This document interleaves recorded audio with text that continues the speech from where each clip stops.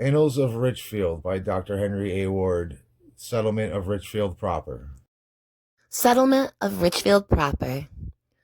Conrad Matties in 1771 sold 400 acres of his 1,000 to Franz Friebe and Theobald Zimmermann in lots 6, 7, 8, and 9, and his great lot number 85.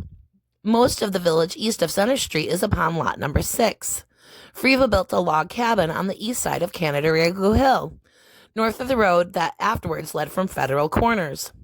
This was the first house in the village, and probably the first in the town, as it was now limited.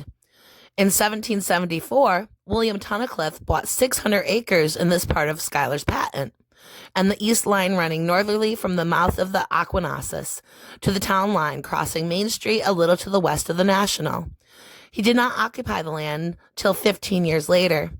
In the town as it is now, the settlers swarmed as soon after the Revolution. Here and there, evidence of occupation by white people prior to the event. But whether they suffered from the brand and tomahawk of that period or sought safety in flight is not known. Seth Allen, Richard and William Pray, John Beardsley, Joseph Coates, and John Kimball settled in the neighborhood of Monticello and Brighton in 1787.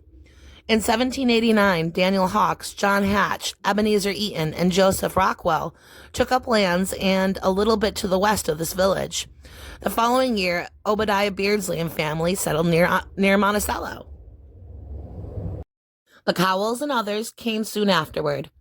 In 1791, John Gano and James Williamson bought a tract of land west of the village, bordering on the creek. In another place may be found the names of people who were in town in 1793. John Derthick came to this place and settled on the old road, then called the Butternut Road, that led to the lake. Freedom Chamberlain came 2 years later and located near Derthick. The same year, Joseph Layton bought what is now the Egypt Farm on the northwest shore of the lake.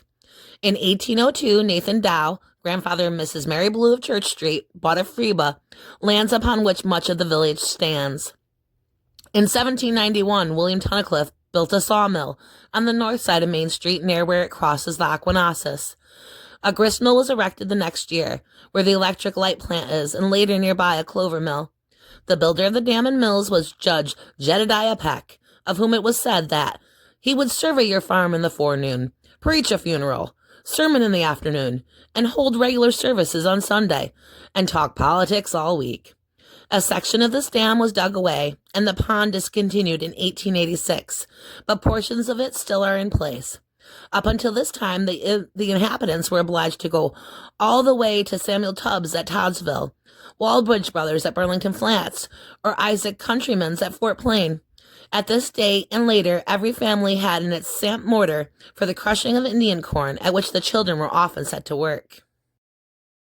Soon after the erection of the Tunnicliffe Mill, Cyrus Robinson built a store on the site of St. John's Church. Here in the manner of the times, business was conducted for about 30 years.